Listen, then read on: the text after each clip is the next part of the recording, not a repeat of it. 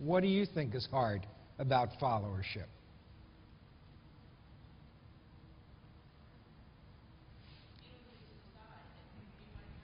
Microphone. You don't get to decide, and you may have more information or expertise in an area, but it's someone who's more senior than you who's actually making the decisions. Maybe they have more information than you, maybe they don't, but you just have to sort of go along with whatever the decider chooses.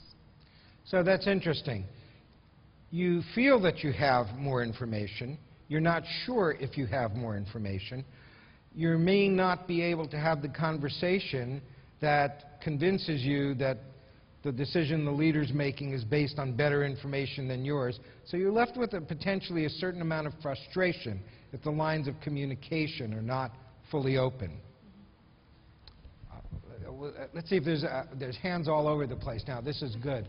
Okay, let me start with this one. I think picking a leader is a hard part of being a follower. I mean, picking a leader. This whole summer or spring has been difficult from a campaign standpoint. I mean, picking a leader, I think, is key, and you might have a lot of choices, but you know, whose vision do you subscribe to, or who looks like they have the right ideas? That's very interesting. Now, of course, we more often than not don't get to pick our leaders, and that in itself is a challenge. But when we do have a voice in choosing our leaders, how do we sort out, you know, the people who talk the talk from those who can walk the talk? Another. Well, what I wanted to say,